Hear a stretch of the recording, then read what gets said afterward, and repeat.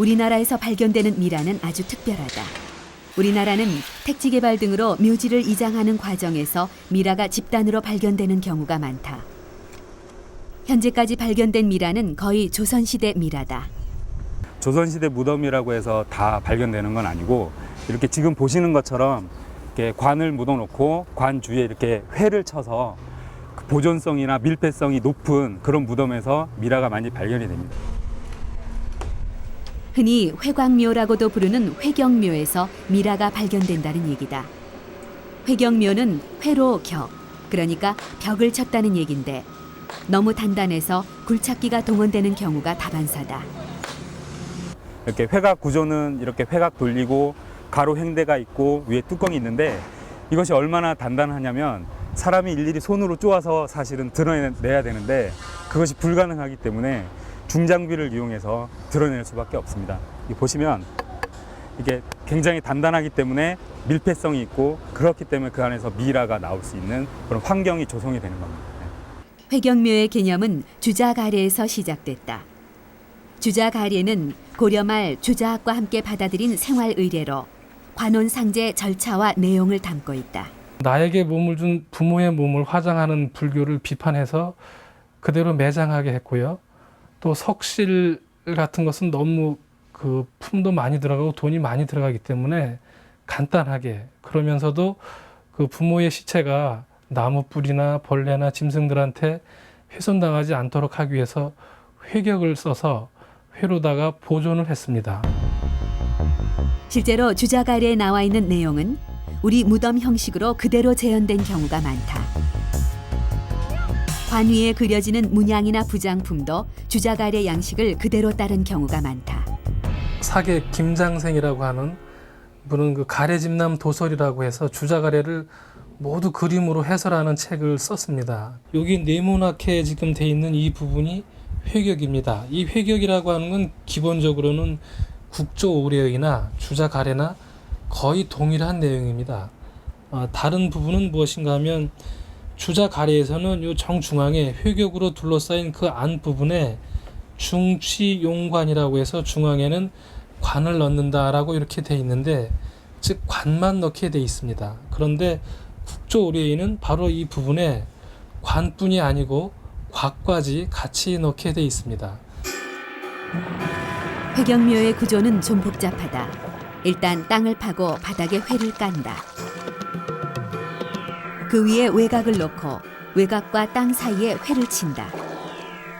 그리고 시신이 안치된 내관을 그 안쪽에 놓고 모래와 자갈을 회로 반죽한 것으로 마무리한 다음 그 위에 봉토를 씌운다. 회가 굳어지면서 무덤 안쪽은 진공 상태가 되고 시신은 부패를 멈춰 미라가 되는 것이다. 우리나라 미라는 무덤을 만드는 과정에서 의도하지 않게 생겨났다는 것이다. 그렇다면 얘기를 좀 정리해보자. 우리 미라는 주자가래가 들어온 이후, 그러니까 조선시대에 만들어졌다. 또 주자가래 방식으로 무덤을 만들었다는 것은 무덤의 주인공이 유교를 신봉하는 사대부와 그 가족이란 얘기가 된다.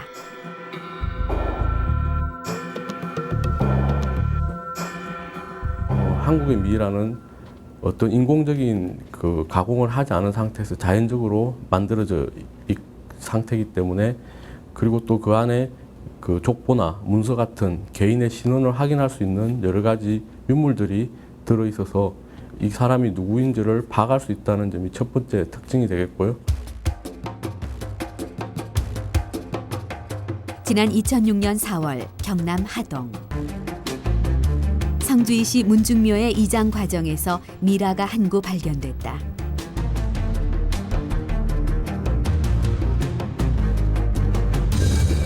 단단한 회격 안에 곽과 관을 모두 갖춘 회경묘의 초기 형태였다.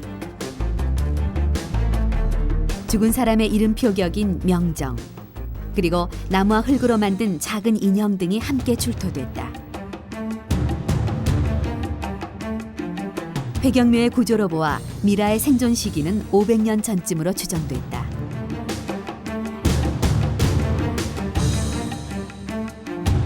그리고 복식으로 판단할 때 정구풍 관리의 부인 정도로 짐작됐다.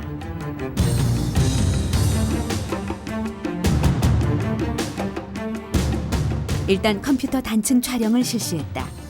하동미라에서는 상악동에 뼈가 아주 많이 두꺼워져 있는 것을 눈에 띄게 많이 두꺼워져 있는 걸 볼 수가 있습니다.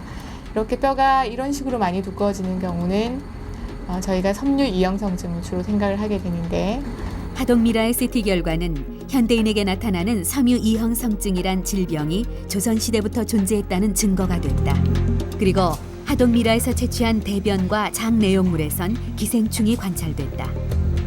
참골 큰입 흡충과 이형 흡충류, 그리고 간 흡충의 충난이었다. 우리가 여기서 주목할 것은 참골 큰입 흡충이다. 참골 큰입 흡충은 1993년 국내 연구팀에 의해 처음 확인돼 세계 학회에 보고된 기생충이다. 그런데 기생충 감염 실태 조사에 따르면 참골 큰입 흡충이 유행한 지역은 전남 신안군 일대고, 미라가 발견된 하동군 일대는 자연산 굴과 관련된 이 기생충의 주 분포지에 해당하지 않는다. 그렇다면 하동미라에서 발견된 참골 큰입 흡충은 어떻게 설명할 수 있을까? 이 의문은 역사학자에 의해서 풀렸다. 각 지방의 특산물을 걷기 위해서 조사를 했는데요. 이 지금 부분은 하동현 부분인데요. 여기 토산이라고 하는 부분이 있는데, 이 토산이 각 지역의 특산물들을 모아놓은 곳입니다. 여기 보시면 하동현의 특산물로 대구어라고 있고, 여기 또 전복도 있고요. 여기 보시다 보면 석화가 있는데, 이 석화가 바로 굴입니다. 결론적으로 조선시대 하동 지역에선 자연산 굴이 많이 생산됐고, 당시 사람들은 생식 습관이 있었고, 참굴 큰입 흡충은 지금보다 훨씬 넓은 범위에서 분포했다는 얘기다. 미라를 통해 역사의 기록을 증명한 셈이다. 우리나라 미라가 보존 상태가 좋기 때문에 가능한 일이다. 한국 미라에 남아있는 특징인 뇌를 포함하는 내부 장기를 통해서 그 사람이 갖고 있던 질병의 원인균에 대한 유전자에 대한 검사도 가능하기 때문에 그런 것들을 이용해서 그 이전에 살았던 시대의 그 질병의 생활사를 재구성해 볼 수 있는 그 기회를 가질 수가 있게 됩니다. 미라 연구는 그 방법이 점점 정교해지면서 진화하고 있다. 이미 발굴 현장에서부터 의과학적인 연구가 시작된다. 이제 발굴 현장에서 의과학자를 만나는 건 그리 어려운 일이 아니다. 복장은 왜 그런 형태로 착용을 하셨나요? 이런 고인구를 사용해서 DNA를 연구하기 위해서 가장 중요한 점은 현대에 남아있는 DNA 오염을 막는 것입니다. 그렇기 때문에 이렇게 발굴하는 사람은 실험에 직접 참여해서 멸균된 복장과 멸균된 제품을 사용해가지고 직접 발굴을 하게 되는 것입니다. 우리나라의 미라 연구는 세계적인 수준으로 평가되고 있다.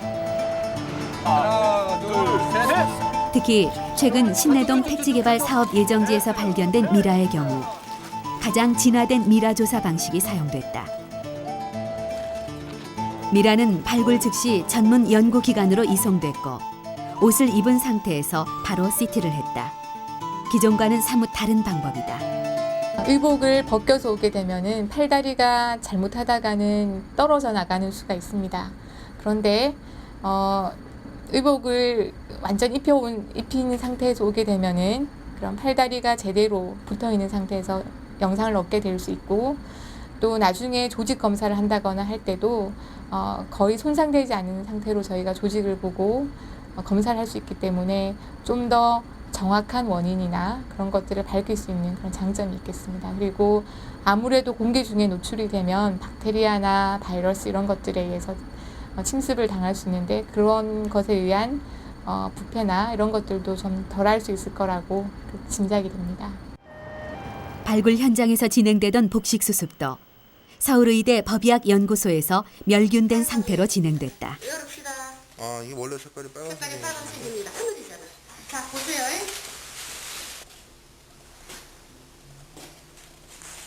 여자다. 남자.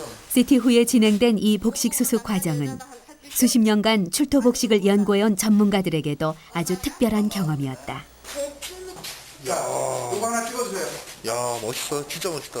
그 이번에 신내동인 경우는 참 제가 30년 만에 처음 얻은 행운이었었습니다. 그래서 마침 이제까지 모든 축적된 거에서 그리고 이렇게 하면 안 된다는 게 알려졌기 때문에 그런 좋은 기회를 가졌죠. 해서 관을 털어내고 그 관 털어내면서 제일 위에서부터 하나하나 베끼면서 했기 때문에 어떤 옷을 입었다, 어떻게 껴입었다, 허리띠는 어떻게 맸다, 신은 어떻게 신겼었다, 매듭까지 자세하게 다 나왔고요.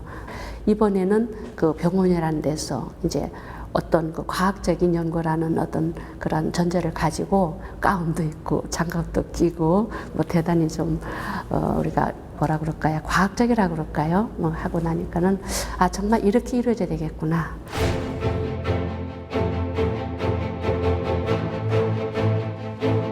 미라를 연구한다는 것은 수백 년, 수천 년 전의 과거로부터 온 타임캡슐을 여는 일이다.